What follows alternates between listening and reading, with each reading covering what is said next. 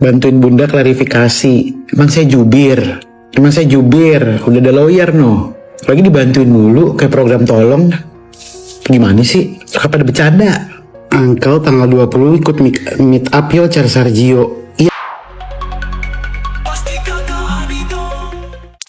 Halo bestinya ketani, Besti, polemik perseteruan yang kian memanas antara Sarwenda dan juga Ruben, di mana hingga tercetus kalimat cong yang diikuti dengan kata kasar memang cukup sukses bikin ramai jagat sosial media. Terlebih pasca hal tersebut, ramai Sarwenda terancam diboikot dan juga panen hujatan. Sementara itu, Jordi Onsu yang diduga tengah dimintai bantuan oleh netizen untuk membantu Sarwenda klarifikasi, terlihat memberikan tanggapan santainya. Menurutnya ia bukan jubir. Terlebih perihal statement menurut Jordi dalam video yang beredar di sosial media, kalau nggak ngerasa pantas ya ngapain cenah, repot. Disebut Jordi bahkan kayak cerita novela Besti. Nah, tanggapan Jordi tersebut pun langsung ramai dikomentari warganet yang justru jadi mempertanyakan, benarkah Jordi ada di kubu S? Bantuin bunda klarifikasi. Emang saya jubir.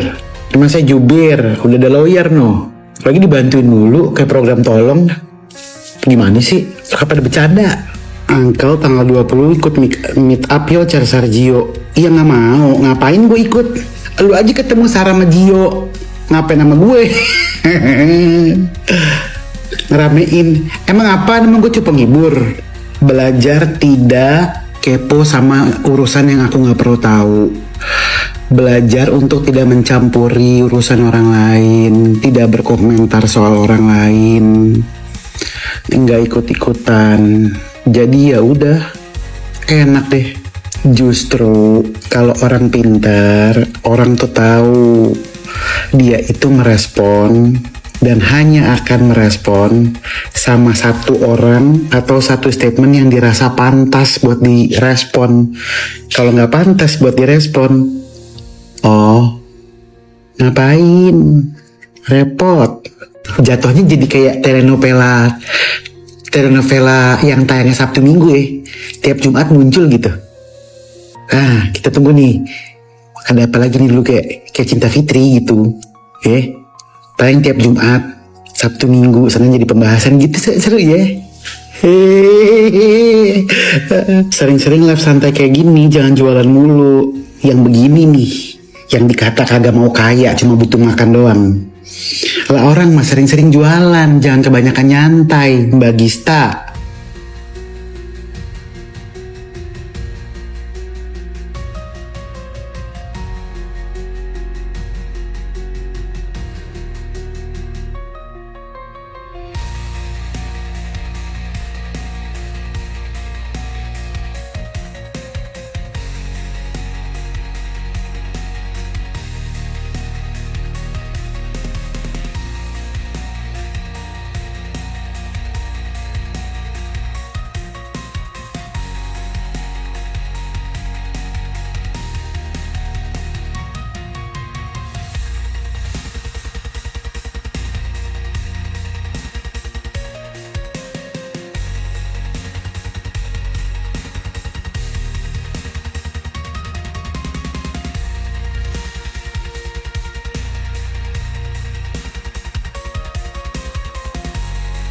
Ya, ramainya gebrakan Sarwenda yang diduga bermula dari nafkah bulanan dan rumah, di mana rumah tersebut merupakan bagian untuk Sarwenda dalam gonogini yang diberikan Ruben. Disebut kuasa hukum Sarwenda telah diagunkan ke Bank Besti. Sementara Ruben dalam video yang beredar buka suara terkait hal tersebut dan menggarisbawahi terkait keinginannya dan haknya ingin dipenuhi juga untuk berkumpul bersama anak-anaknya yang kini di bawah asuhan Sarwenda. Jangan dilihat bahwa klien kami ini perlu uang karena di stop, tidak. Klien kami ini dari awal perceraian, dari sebelum perceraian sudah menjadi wanita yang mandiri secara finansial, tidak lagi bergantung. Tetapi apabila ada kewajiban dari mantan ayah yang memang secara undang-undang sudah diatur, secara kesepakatan sudah diatur, tetapi tidak dijalankan, salah tidak? Kami menyampaikan situasinya bahwa kok kesepakatannya tidak dilaksanakan, kok kewajiban secara undang-undang ini tidak dilaksanakan, kan wajar aja. Sama sebenarnya RO pun sudah tahu situasi kebutuhan rumah seperti apa. Lalu pada saat dia mau membayar itu semua dengan ikhlas.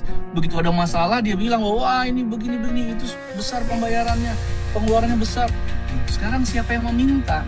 Ya termasuk kesepakatan yang dibuat itu kesepakatan yang ditandatangani langsung dan disadari oleh pihak RO. Ya, jadi kalau dibahas tentang nafkah bilang ini, kalau baru cari nafkah 6 bulan, ya kemarin ketika jadi peringatan jadi payah keringat saya capek pun kemana, pada kemana semuanya? Itu hanya dia dari 6 bulan terakhir itu. Ya udah, kalau saya tidak sanggup serahkan anak itu saya yang membesarkan. Kita bicara mengenai masalah harta gono gini, kita akan list dulu apa itu dasar harta gono gininya.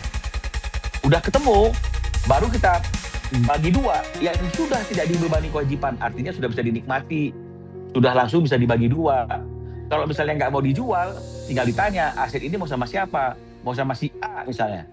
Maka ketika dapat nilainya, nilai totalnya itu berapa, setengahnya itu wajib disetor kan kepada orang yang keluar dari atau tidak mengambil aset itu. Jadi yang mengambil aset itu bayarlah 50% haknya mantan kita. Kan segampang itu. Tapi kalau misalnya kemudian sama-sama tidak ada uang untuk mengembalikan 50%-nya, ya aset itu dijual. Aset hasilnya dibagi dua. Itulah harta gono gini. Jadi sudah tidak ada kaitan lagi dengan hal-hal yang lampau, nggak terikat dengan masa-masa lalu lagi. Itu semua sudah menjadi bagian yang baru. Dan kalau misalnya kemudian ada aset yang masih dibebani dengan kewajiban, maka kita kembali berpikir ini asetnya akan jadi aset bersama. Haknya hak bersama, kewajibannya juga bersama. Misalnya 50-50, kita akan ambil dari hasil aset yang tidak dibebani kewajiban itu. Kalaupun misalnya kemudian ada kesepakatan itu menjadi tanggung jawab Ruben, tapi kita juga bisa mengambil pembayaran itu dari hasil aset yang sudah dibagi, yang menjadi bagian dia yang tidak dibebani kewajiban. Tapi ini tidak gitu loh. Di atas kertas seperti itu, tapi surat-suratnya pun tidak diserahkan sama Ruben. Tapi Ruben harus membayar kewajiban yang sedemikian banyak. Itemnya 1, biaya nafkah pendidikan pemeliharaan, ya rinciannya kalau diulang-ulang nanti sepertinya berlebihan ya, 200 juta, ada kantong plastik, ada asuransi, ada macam-macam, kartu kredit, ada KPR 3. Siapa yang sanggup gitu ya?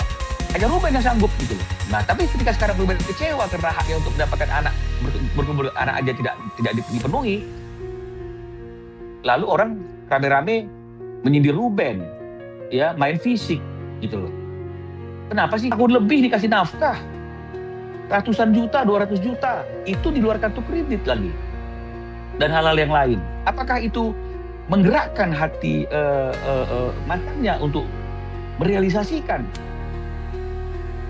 isi perjanjian 2-3 hari untuk berkumpul sama ayahnya? Memanasnya terkait hal rumah dan nafkah bulanan rupanya juga membuat adik Sarwenda yaitu Wendy jadi sorotan. Melalui video yang diunggah Koko Hiro Cimot di akun TikToknya, diduga Wendy bahkan seraya meluapkan emosinya saat membahas nafkah. Hal tersebut pun membuat Ruben begitu merasa tersakiti hingga mengunggah video yang diduga pernyataan Wendy tersebut di laman Instagramnya dengan caption sadis. Gak cuma itu aja, dalam wawancara Zoom-nya Minola Sembayang, kuasa hukum Ruben pun jadi mulai memikirkan terkait hak asuh yang diduga bakal diperjuangkan Ruben, di mana sebelumnya merupakan kesepakatan bukan dari putusan pengadilan. Terlebih adanya video permintaan maaf Sarwenda yang dinilai tak menyebut nama Ruben, padahal diduga telah mencederai nama Ruben dengan sebutan Cong. Ya, cuman mau nafkah, cuman mau ini tapi nggak mau nafkahin, cuma mau punya anaknya doang, nggak mau nafkahin. Apa gunanya? Tanggung jawab bos, itu tanggung jawab ya, itu nggak usah dibahas. Gua dibilang makan duit ini makan duit itu, inget ya, yang menyangkut sama keluarga gue bisa gue masalahin benar-benar loh. Gue tidak pernah menumpang sedikit pun. Gue itu membantu mengerjakan pekerjaan yang harusnya gue kerjakan. Gue ngebela mereka pun, gue ngapa-ngapain dulu sama mereka pun, gue nggak pernah yang namanya nyentuh duitnya sedikit pun. Najis gue. Denger ya, najis, gue najis beneran. Kenapa kok najis sih? Kenapa memang? Ya iyalah, gue cari duit, gue pakai duit keringat gue sendiri. Dan yang paling pasti adalah banyak masyarakat sekarang yang memberikan satu pendapat, pandangan di berbagai macam kolom komentar media sosial, dan saya juga di tag sebagai kuasa hukumnya Ruben. Mereka meminta agar kami segera melakukan yang namanya itu gugatan untuk meminta hak asuh ya terhadap anak-anak itu, karena menurut masyarakat yang memperhatikan semua pemberitaan, postingan, sindiran beberapa hari ini sangat tidak baik kalau misalnya anak-anak itu berada di lingkungan yang seperti itu. Nah, tapi kami belum memberikan tanggapan, belum memberikan respon. Kami juga belum bahas dengan Ruben, tapi atau diduga mungkin juga ada kekhawatiran desakan-desakan masyarakat, penilaian masyarakat itu terhadap apa yang terjadi beberapa hari ini itu akan berdampak kepada posisinya sebagai orang tua yang mendapatkan hak asuh dalam kesepakatan April 39 itu bisa digugat.